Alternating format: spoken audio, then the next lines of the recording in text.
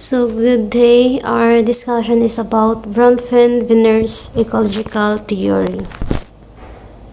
So the learning objectives of this theory, at the end of this lesson, you should be able to describe each of the layer of bronfenbrenner's bioecological model, identify the factor in one's own life that exerted influence on one's development. Use the bioecological theory as framework to describe the factors that affect a child and adolescent's development. So bronfenbrenner believes that child development was affected by everything surround him or her. So kung unsa ang nasa palibot sa bata, mao kuno ang nag-influence sa iyahang pag-develop as they grow. Bronfenbrenner model, also known as bioecological system theory, that presents child development within context of relationship system that comprise the child's environment.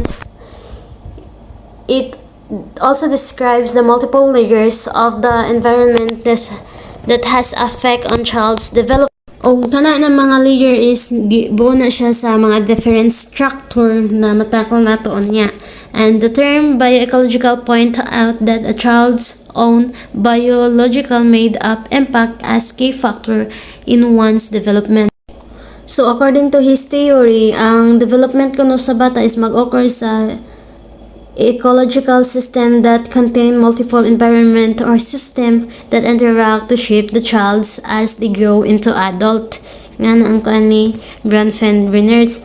And the bioecological system model is illustrated as a set of concentric circle where the child is at the center. Like we can see this.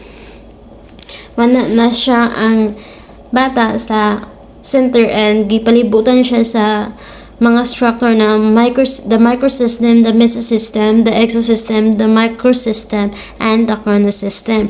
And first is we can see that the microsystem, which is the nearest. So the microsystem is the nearest and most immediate environment in the child live in.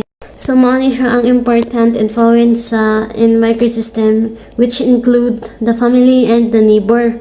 So ang microsystem daw is mao ni siya ang layer sa model ni Bronfenbrenner nga nag-influence sa development sa bata. But what does microsystem means? So ang microsystem nag-define ni siya sa system of people, groups, and institution that play an immediate and explicit role of the child's life. It mo na tong nag-include sa family, neighbor, school, ug mga kuan, etc. Pero family is the most important aspect of child's microsystem. It's because ang family mo na siya ang kuan child's interaction that children have fundamental experiences like sa pagsugod bitaw na to sa mga bata, pagsugod nila learn unsa pag-socialize ingana bitaw di ba ginakuan kita na sa parents. And ang family food ang primary source sa bata, sa children, para makabalo sila unsaan pag grow into healthy and independent adult para kuan.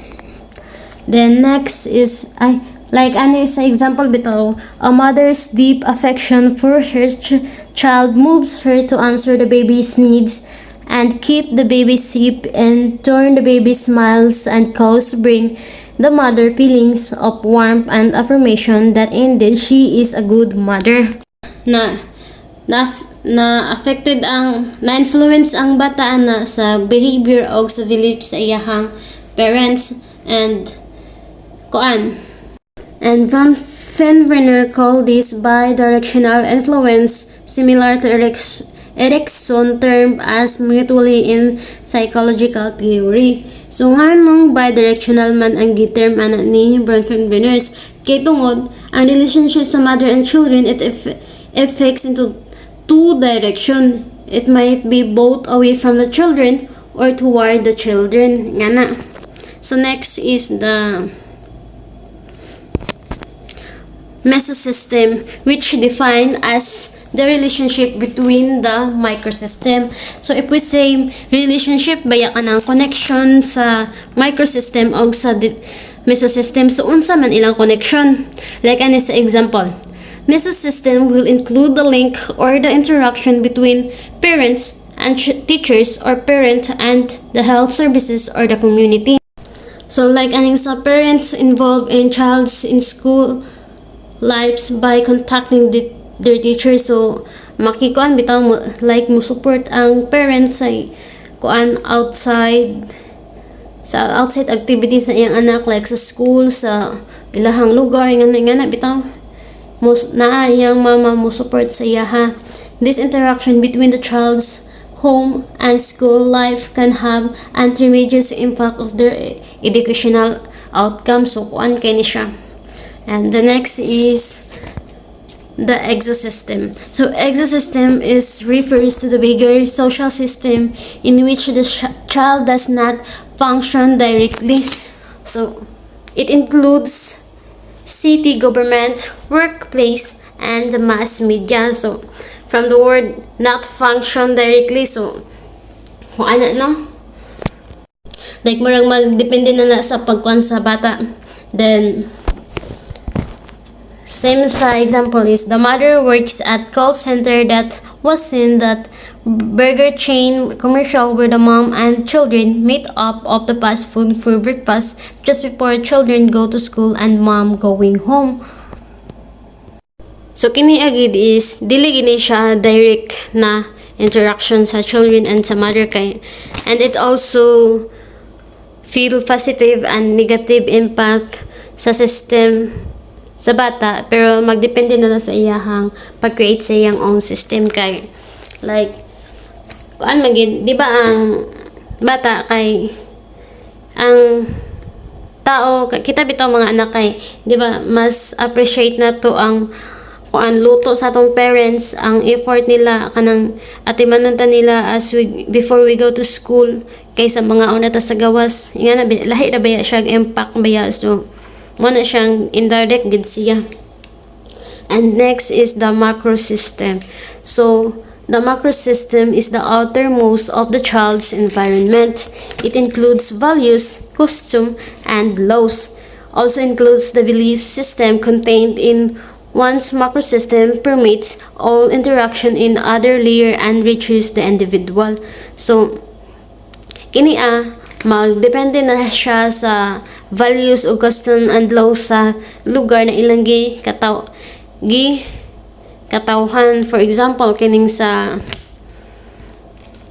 Western countries like USA, ang young people are more independent baya kay ngano pag end biya nila sa ilahang teenage life kay sa ilahang laws biya nakasanayan na biya sa ilang lugar as with no pod na kuan maglain na grid na ang mga bata after teenage life nila, manikamot na ilaha. Unlike sa Asian country, like Philippines, ang parents is mo support gid sa ilang children for a long period of time, o common na po ni diri ang bisag minyo na nag-ipon gihapon sa ginikanan kay mao man na siya ang belief sa mga Filipino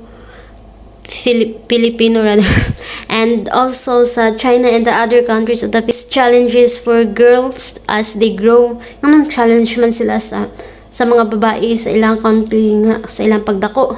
Nga naman kay tungod ang kuan magid ang ang lalaki is more valuable bitaw kaysa babae sa ilahang beliefs, sa ilahang custom, sa ilahang laws.